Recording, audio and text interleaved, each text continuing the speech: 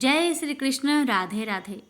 प्यारे भक्तों, आज आप सभी श्रवण करेंगे राधा अष्टमी की व्रत कथा। कथा को सुनने वाले सभी भक्तों पर राधा रानी की कृपा सदा सर्वदा बनी रहे। राधा रानी आप सभी भक्तों की हर मनोकामना को पूर्ण करे, यही कामना के साथ हम इस कथा को श्रवण करते हैं। राधा अष्टमी का व्रत करने और इस कथा को श्रद्धा पूर्वक श्रवण करने से वैवाहिक जीवन में खुशियाँ आती है और पति पत्नी के रिश्ते में मजबूती आती है। इस व्रत के प्रभाव से धन की कमी कभी नहीं होती और घर में बरकत बनी रहती है। यह व्रत सभी पापों का नाश करता है और अच्छाई पुण्यों की प्राप्ति कराता है। राधा अष्टमी का व्रत करने से संतान सुख और अखंड सौभाग्य की प्राप्ति भी होती है और हर मनोकामनाएं पूरी होती है। इस कथा को श्रद्धा भाव से पूरा जरूर सुनिएगा, क्योंकि आधा अधूरा कथा से व्रत का पूर्ण फल प्राप्त नहीं होता। तो प्रेम से बोलिए राधा रानी की जय। जय श्री कृष्ण। राधे राधे। कथा इस प्रकार है। राधा अष्टमी की व्रत कथा। राधा श्री कृष्ण के साथ गोलोक में निवास करती थी। एक बार देवी राधा गोलोक में नहीं थी। उस समय श्री कृष्ण अपने एक सखी विराजा के साथ गोलोक में विहार कर रहे थे। राधा जी यह सुनकर क्रोधित हो गई और तुरंत श्री कृष्ण के पास जा पहुंची और उन्हें भला बुरा कहने लगी। यह देखकर कान्हा के मित्र श्री दामा को बुरा लगा और उन्होंने राधा को पृथ्वी पर जन्म लेने का श्राप दे दिया। राधा को इस तरह क्रोधित देखकर विराजा वहां से नदी रूप में चली गई। इस श्राप के बाद राधा ने श्री दामा को राक्षस कुल में जन्म लेने का श्राप दे दिया। देवी राधा के श्राप के कारण ही श्री दामा ने शंखचूड़ राक्षस के रूप में जन्म लिया।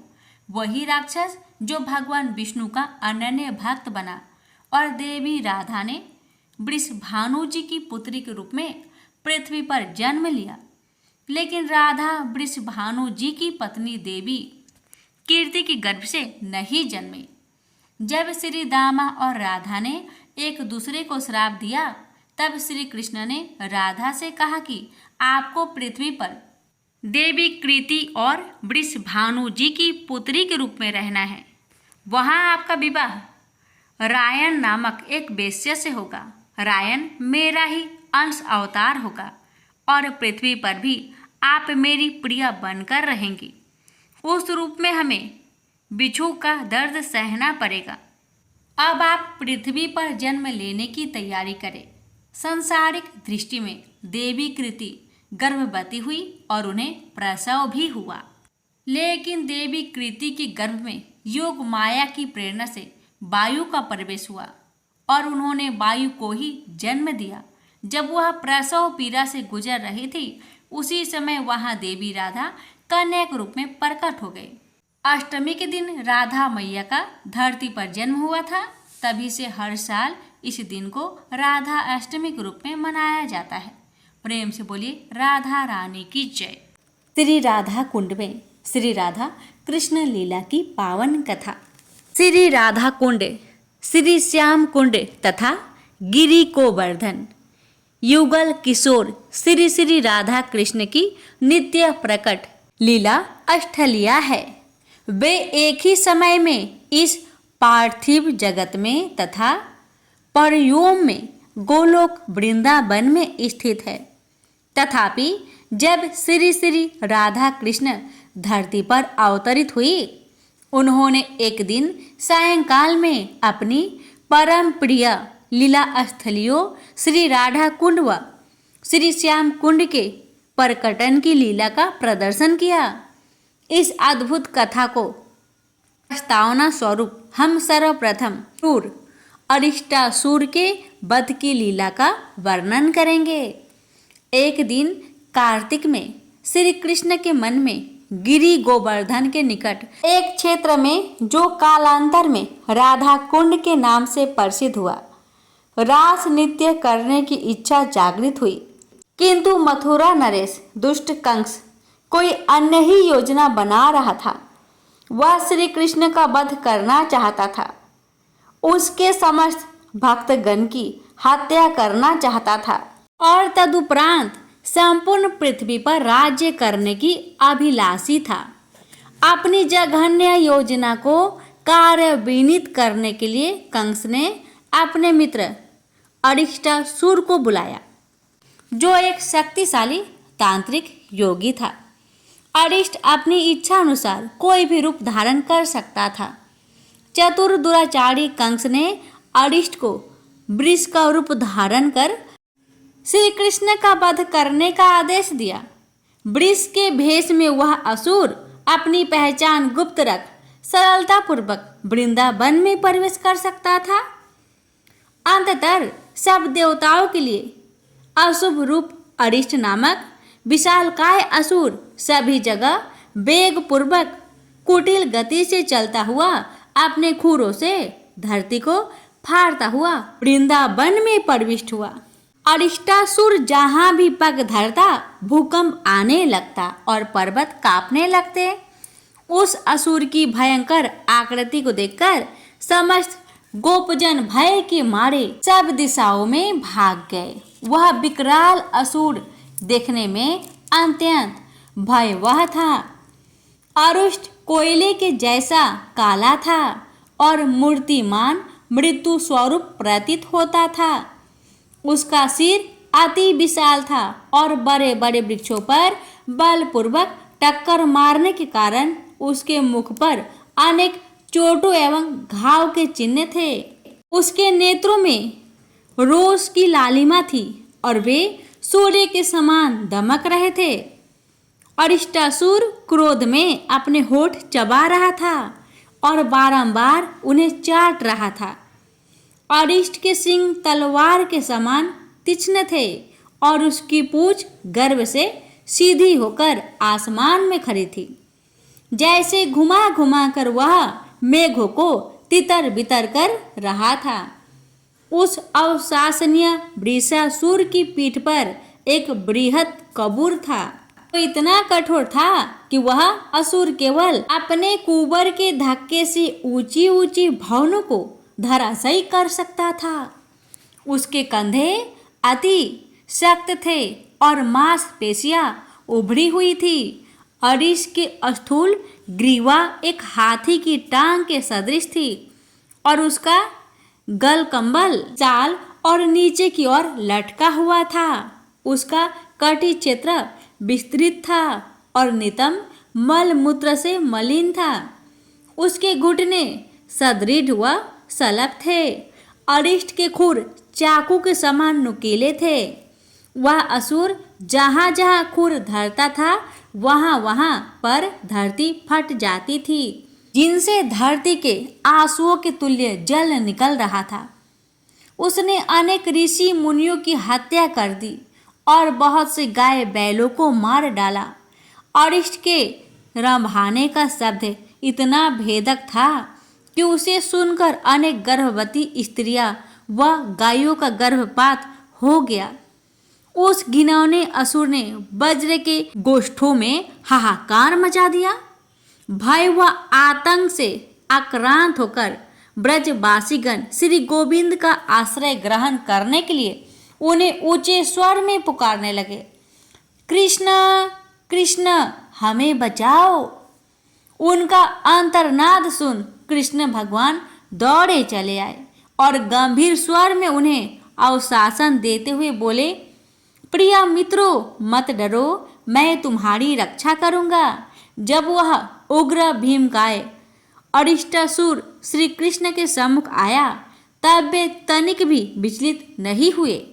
उस असुर को चुनौती देते हुए अच्युत्य श्री कृष्ण एक मल के समान अपनी भुजाएं थपथपाई और क्रोध पूर्वक बोले, अरे मूर्ख, ओ अतिशय असज्जन, इस गोगन और गोपालों को क्यों डरा रहा है?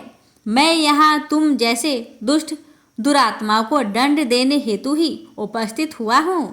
श्री कृष्ण अपने एक गोप सखा के कंधे पर अपनी अजय महाबली भुजा रख हंसने लगे। उस हास्य के द्वारा श्री कृष्ण ने उस असुर के क्रोध को बढ़ा दिया।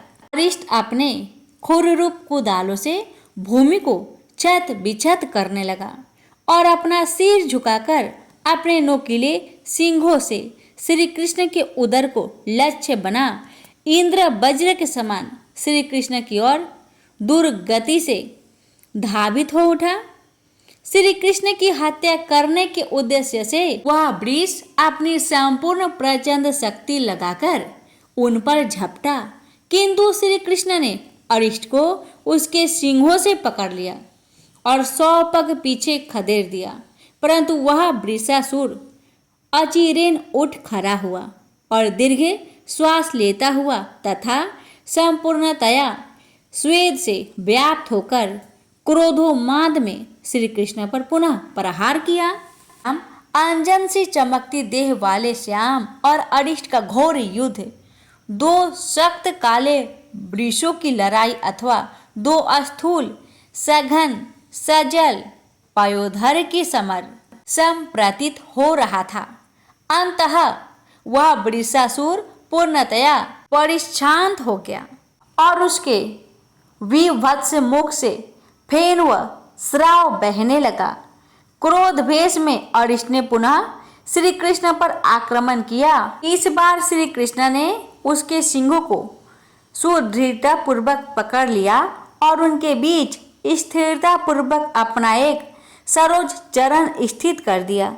तब अजित श्री कृष्ण ने उसके कंठ को ऐसे निष्पीड़ित किया जैसे कोई गीली वस्त्र को निचोड़ता है। श्री कृष्ण ने उस असुर का बायां सिंह उखाड़ फेंका और बारंबार उस पर प्रहार किया। विष्टा मूल व रक्त का त्याग करते हुए अपनी टांगे इधर उधर मारते हुए तथा आंखें घुमाते हुए अरिष्टासुर यमपुरी को गया। देवताओं ने गगन से श्री कृष्ण पर पुष्प वृष्टि कर अपना आदर व्यक्त किया। श्री कृष्ण की विजय से उन्मत्ता को प्राप्त हुए गोकुल जन सूरवीर श्री कृष्ण के चारों ओर एकत्रित होकर जय जयकार करने लगे। अद्भुत अद्भुत जय हो श्री कृष्ण की जय हो। अंततः जब ब्रज के निरंभ नभ में निष्कांत अपनी कांति चितराने लगा, तब ब्रज बिंदु श्री कृष्ण का मन रास नृत्य के लिए विचलित हो उठा। प्यारे भक्तों, यहीं पर अरिष्टासुर वध की कथा समाप्त हुई। तो प्रेम से बोलिए जय श्री कृष्ण, राधे राधे। कृष्ण भगवान और राधा स्वर्ग में विचरण करते हुए अचानक एक दूसरे के सामने आ गए। विचलित से कृष्ण और प्रसन्नचित सी राधा। कृष्ण सकपकाए, राधा मुस्कुराई। इससे पहले कृष्ण कुछ कहते, राधा बोल उठी, कैसे हो द्वारिकाधीश। जो राधा उन्हें कान्हा कान्हा कह के बुलाती थी, उनके मुख से द्वारिकाधीश का संबोधन कृष्ण को भीतर तक घायल कर गया। फिर भी किसी तरह अपने आप को संभाल लिया और बोले राधा से, मैं तो तुम्हारे लिए आज भी कान्हा हूँ, तुम तो द्वारिकाधीश मत कहो। आओ बैठते हैं, कुछ मैं अपनी कहता हूँ, कुछ तुम अपनी कहो। सच कहूँ राधा, जब जब तुम्हारी याद आती थी, इन आंखों से आंसुओं की बूंदें निकल आती थी। राधा रानी बोली, मेरे साथ ऐसा कुछ नहीं हुआ, ना तुम्हारी याद आई ना कोई आंसू बहा, क्योंकि हम तुम्हें कभी भूले ही कहाँ थे। जो तुम याद आते, इन आंखों में सदा तुम रहते थे। कहीं आंसुओं के साथ निकल न जाओ, इसलिए रोते भी नहीं थे। प्रेम के अलग होने पर तुमने क्या खोया, इसका एक आईना दिखाऊं आपको। कुछ कड़वे सच प्रश्न सुन पाओ तो मैं सुनाऊं। कभी सोचा इस तरक्की से तुम कितने बिछड़ गए। यमुना के मीठे पानी से जिंदगी शुरू की और समुद्र के खारे पानी तक पहुंच गए। एक अंगुली पर चलने वाले सुदर्शन चक्र पर भरोसा कर लिया और 10 उंगलियों पर चलाने वाली बांसुरी को भूल गए। कान्हा, जब तुम प्रेम से जुड़े थे तो जो उंगली गोवर्धन पर्वत को उठाकर लोगों को विनाश से बचाती थी, प्रेम से अलग होने पर वही उंगली क्या क्या रंग दिखाने लगी। सुदर्शन चक्र उठाकर विनाश के काम आने वाली कान्हा और द्वारिकाधीश में क्या फर्क होता है बताऊं। कान्हा होते तो तुम सुदामा के घर जाते, सुदामा तुम्हारे घर नहीं आता। युद्ध में और प्रेम में यही तो फर्क होता है। युद्ध में आप मिटाकर जीतते हैं और प्रेम में आप मिटकर जीतते हैं। कान्हा, प्रेम में डूबा हुआ आदमी दुखी तो रह सकता है पर किसी को दुख नहीं देता। आप तो कई कलाओं के स्वामी हो, स्वप्न दूर दृष्टा हो, गीता जैसे ग्रंथ के दाता हो, पर आपने क्या निर्णय किया? आपने पूरी सेना कौरवों को सौंप दी और आपने आपको पांडवों के साथ कर लिया। सेना तो आपकी प्रजा थी, राजा तो पालक होता है, उसका रक्षक होता है। आप जैसे महाज्ञानी उस रथ को चला रहा था जिस पर बैठा अर्जुन आपकी प्रजा को ही मार रहा था। अपनी प्रजा को मरते देख आप में करुणा नहीं आई, क्योंकि आप प्रेम में शून्य हो चुके थे। आज भी धरती पर जाकर देखो, अपनी द्वारिकाधीश वाली छवि को ढूंढते रह जाओगे। हर घर हर मंदिर में मेरे साथी खड़े नजर आओगे। आज भी मैं मानती हूँ लोग गीता के ज्ञान की बात करते हैं, उनके महत्व की बात करते हैं, मगर धरती के लोग युद्ध वाले द्वारिकाधीश पर नहीं, प्रेम वाले पर भरोसा करते हैं। गीता में मेरा दूर दूर तक नाम भी नहीं है, पर आज भी लोग आपके समापन पर राधे राधे करते हैं। प्रेम से बोलिए राधे राधे। एक बार 3 साधु थे जो बरसाना की ओर जा रहे थे। उनमें से एक साधु जो वृद्ध था वह कहने लगा कि मैं अब यमुना के किनारे आसन लगाकर रहूंगा। तुम दोनों जवान हो इसलिए तुम आगे चले जाओ। जब दोनों युवा साधु चलते चलते बरसाना के निकट पहुँचे तो कहने लगे कि अब तो हम श्री जी के गांव में पहुंच ही जाएंगे। एक तरह से हम राधा रानी के मेहमान हुए हैं, इसलिए हम बरसाना में भिक्षा नहीं मांगेंगे। राधा रानी के मंदिर में आरती के समय जो प्रसाद मिलेगा वही खा लिया करेंगे, और अगर कोई भोजन करवा देगा तो कर लेंगे, अन्यथा किसी से मांगेंगे नहीं। दोनों साधुओं ने मजाकिया लहज में ऐसा कह दिया। मंदिर में पहुंचकर राधा रानी के दर्शन किए, मंदिर में आरती देखी और उत्सव का आनंद लिया। दोनों ने सोचा कि राधा रानी के मेहमान हैं, इसलिए भिक्षा तो नहीं मांगेंगे, इसलिए बिना भोजन के ही सो गए। उसी रात्रि को राधा रानी ने स्वप्न में मंदिर के पुजारी जी को जगाया और कहने लगी कि मेहमान भूखे हैं और आप चैन से सो रहे हैं। पुजारी जी आश्चर्य से कहने लगे कि मेहमान कहाँ है? तो राधा रानी कहने लगे कि 2 साधु हैं जो बिना भोजन के ही सोए हैं। पुजारी जी जल्दी से उठे और साधुओं को ढूंढकर उन्हें जगाया। वह पूछने लगे कि आप श्री राधा रानी के मेहमान हैं? आप जल्दी से उठो और बैठो, मैं आपके लिए भोजन प्रसाद का प्रबंध करता हूँ। पुजारी जी मंदिर में जो भी उत्सव का भोज प्रसाद बचा था, लड्डू, खीर, रसगुल्ले और जो भी भोग प्रसाद बचा था, जल्दी से दोनों को परोस दिए। साधु ने मन ही मन सोच रहे थे कि हमने तो मजाक में कह दिया था कि हम राधा रानी के मेहमान हैं। राधा रानी तो सचमुच हम पर कृपा कर दी। भरपेट भोजन कर दोनों साधु राधा रानी का ध्यान करके सो गए। तभी दोनों साधुओं को एक ही समय एक ही जैसा सपना आया। दोनों के सपने में राधा रानी आई और पूछने लगी कि भोजन करके आपको तृप्ति हुई? दोनों साधुओं ने हाँ में भर दी। राधा रानी मुस्कुराते हुए कहने लगी, पुजारी जी ने तुम दोनों को भोजन तो करवा दिया, लेकिन पान के बीरे का प्रसाद देना ही भूल गए। राधा रानी ने दोनों के सिरहाने पान का बीरा रख दिया। सपने के बाद दोनों की आंखें खुली तो सचमुच पान का बीरा अपने सिरहाने पाकर दोनों विस्मित थे। राधा रानी ने मजाक के भाव से कहा गया वचन में सत्य साबित कर दिया और बिना मांगे दोनों को भरपेट भोजन भी करवा दिया। हे राधा रानी, जैसे आपने दोनों संतों पर अपनी कृपा करी, वैसे आपकी कथा कहने वाले, सुनने वाले, हुक्कार भरने वाले सभी की परिवार पर, सब पर अपनी कृपा सदा बनाए रखना। प्रेम से बोलिए श्री कृष्ण भगवान की जय, राधा रानी की जय।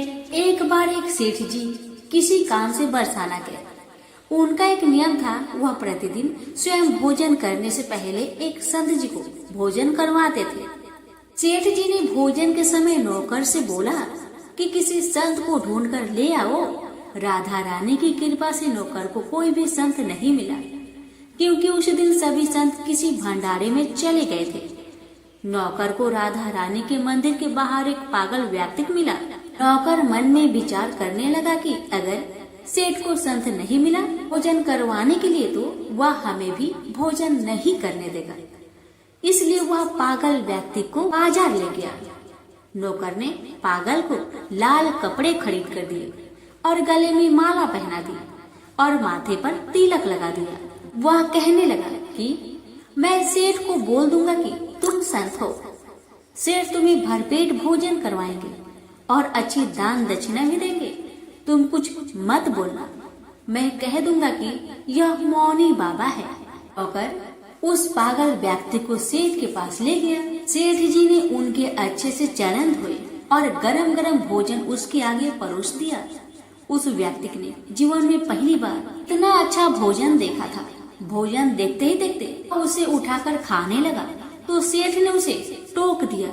सेठ कहने लगे कि तू नकली संत है, क्योंकि संत तो भोजन से पहले प्रार्थना करते हैं, उसके पश्चात भोजन करते हैं। सेठ ने उसे भगा दिया। भिखारी रोता हुआ वहाँ से चला गया।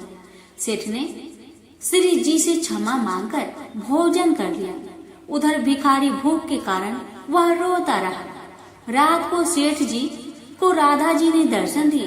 वह कहने लगी कि तू तो वैसे तो बड़ा दानवीर बना फिरता है, लेकिन तूने उस भिखारी को भूखा ही भेज दिया। सेठ कहने लगा कि वह संत नहीं था, वह तो पाखंडी था। राधा रानी मुस्कुराते हुए बोली, मैं तो उसे कई सालों से खाना खिला रही हूँ, आज तक वह भूखा नहीं सोया। मैंने कभी नहीं सोचा कि वह पाखंडी है या फिर संत। तुम्हें क्या एक समय का भोजन करवाना पड़ा? तुम उसका सतवत ढूंढने लगे, जबकि मैं तो उसे बिना किसी भेदभाव के वर्षों से भोजन करवा रही हूँ। राधा रानी की बातें सुनकर सेठ जी को अपनी गलती का एहसास हुआ। उन्होंने राधा रानी से हाथ जोड़कर क्षमा मांगी। राधा रानी ने भी सेठ जी को क्षमा कर दिया। प्रेम से बोलिए श्री कृष्ण भगवान की जय, राधा रानी की जय। एक बार भगवान शिव भगवती पार्वती के साथ कैलाश के शिखर पर विहार कर रहे थे। उस समय पार्वती का सौंदर्य खिल रहा था। उस सौंदर्य को देखकर भगवान शिव मन ही मन सोचने लगे कि नारी का जन्म अत्यंत शोभनीय है। फिर उन्होंने प्रेम से विभोर होकर पार्वती का मुखमंडल स्पर्श करते हुए कहा, प्रिय, तुम्हारी कृपा से मेरी सारी मनोकामनाएं पूर्ण हो चुकी है, कुछ भी शेष नहीं रहा। फिर भी मेरी एक इच्छा है, तुम उसे पूर्ण कर दो। तब पार्वती ने कहा, शंभो, आपकी कौन सी इच्छा है, बताइए, मैं अवश्य उसे पूर्ण करूंगी। अब शिव ने अपनी इच्छा बताते हुए कहा, देवी, मेरी इच्छा है कि तुम मृत्यु लोक में पुरुष का रूप में अवतरित हो और मैं स्त्री रूप में अवतरित होऊंगा। इस समय जिस प्रकार मैं तुम्हारा पति हूँ तथा तुम मेरी प्राण प्रिय पत्नी हो, उसी प्रकार का दाम्पत्य प्रेम उस समय भी हो। यही मेरी इच्छा है, तुम इसे पूर्ण करो। भगवान शिव की बात सुनकर भगवती पार्वती मुस्कुरा उठी। उन्होंने शिव को आश्वासन देते हुए कहा, प्रभु, आपकी इच्छा को पूर्ण करने के लिए मैं अवश्य मृत्यु लोक में पुरुष रूप में अवतरित होंगी। आपकी प्रसन्नता के लिए मैं पृथ्वी पर वासुदेव के घर में पुरुष रूप में श्री कृष्ण होकर जन्म लूंगी। लेकिन महादेव, आपको भी मेरी प्रसन्नता का ध्यान रखना होगा। भगवान शिव उत्साहपूर्वक बोले, देवी, मैं तुम्हारी प्रसन्नता के लिए क्या करूं? आपको भी स्त्री रूप में अवतरित होना पड़ेगा। पार्वती ने भी अपनी इच्छा बताई। भगवान शिव अत्यंत प्रसन्न होकर बोले, शिवे, तुम्हारी पुरुष रूप से श्री कृष्ण के रूप में अवतरित होने पर मैं भी स्वयं तुम्हारी प्राण सदृश वृषभानु की पुत्री राधा के रूप में प्रकट होकर तुम्हारे साथ विहार करूंगा। और इसके साथ साथ मेरी 8 मूर्तियां भी रुक्मणी, सत्यभामा, जाम्बंती 8 पटरानियों के रूप में मृत्यु लोक में अवतरित होंगे। यह सुनकर भगवती पार्वती ने शिव से कहा, प्रभु तब आपकी मूर्तियों के साथ मैं ऐसा यथोचित विहार करूंगी जैसा ना तो किसी ने किया है और ना ही कहीं सुना गया है। विजया और जया नामक मेरी दोनों सखियां उस समय श्रीदाम एवं वासुदाम नाम से पुरुष रूप से प्रतिष्ठित होगी। पूर्व काल में विष्णु जी के साथ मेरी प्रतिज्ञा हुई है, जिसके अनुसार वे उस समय जब मैं श्री कृष्ण होंगे वो मेरे बड़े भाई होंगे। वे महान बलशाली तथा आयुध धारण करने वाले बलराम के नाम से प्रसिद्ध होंगे। इस प्रकार मैं पृथ्वी पर अवतरित होंगी और देवताओं के कार्य संपन्न करूंगी तथा अंत में महान कीर्ति स्थापित करके पृथ्वी से वापस चली जाऊंगी।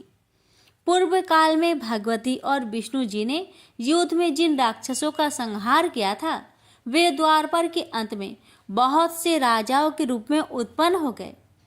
उनके भार को न सह सकने के कारण पृथ्वी गौरूप धारण कर समस्त देवताओं के साथ ब्रह्मा जी के पास गई। पृथ्वी को साथ लेकर ब्रह्मा जी कैलाश पर पहुंचे। वहां उन्होंने भगवती से राक्षसों का संहार करने का निवेदन किया। तब भगवती ने कहा, ब्राह्मण, मैं स्त्री स्वरूप में उन राजाओं का वध नहीं कर सकती, क्योंकि उन्होंने भक्ति पूर्वक मेरे स्त्री स्वरूप का ही आश्रय ग्रहण किया है। लेकिन हाँ, मेरी जो भद्रकाली मूर्ति है वह वासुदेव के घर में पुरुष रूप में जन्म लेगी। वासुदेव की पत्नी देवकी के गर्भ से श्याम अवतार लेंगे। वे कंस आदि दुष्ट राजाओं का संहार करेंगे। भगवान विष्णु भी अपने अंश से उत्पन्न होकर महाबली अर्जुन के रूप में प्रसिद्ध होंगे।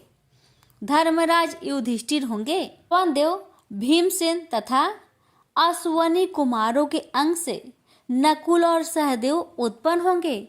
ये सब धर्मपरायण होंगे। दुष्ट दुर्योधन आदि का पांडवों से युद्ध होगा। मैं युद्ध में माया फैलाकर रणभूमि में उपस्थित होकर परस्पर मारने की इच्छा वाले उन दुष्ट राजाओं का संहार कर दूंगी। मेरी भक्ति में लीन रहने वाले पुण्य आत्मा तथा धर्मनिष्ठ पांडुपुत्र पांचों भाई बच जाएंगे। इस प्रकार मैं सभी पापी राजाओं का संहार कर डालूंगी। पृथ्वी को भार मुक्त कर पुनः यहाँ चली आऊंगी।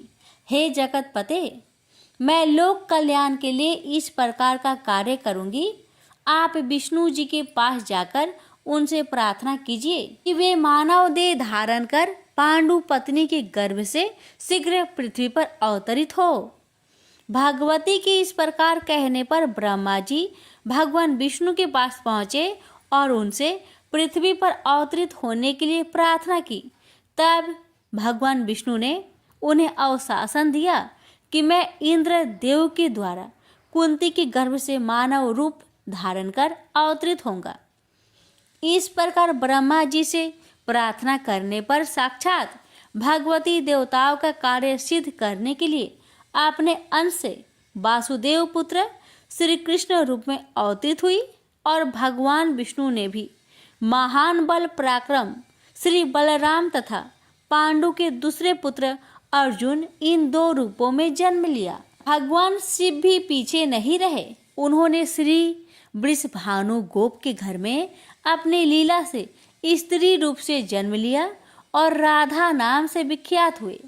उन्होंने प्रतिदिन कृष्ण के पास जाकर प्रेम पूर्वक उन्हें अपनी गोद में बैठाकर अत्यंत आदर से उन्हें देखा करती। प्रेम से बोलिए उमापति शंकर भगवान की जय। जय श्री कृष्ण। राधे राधे।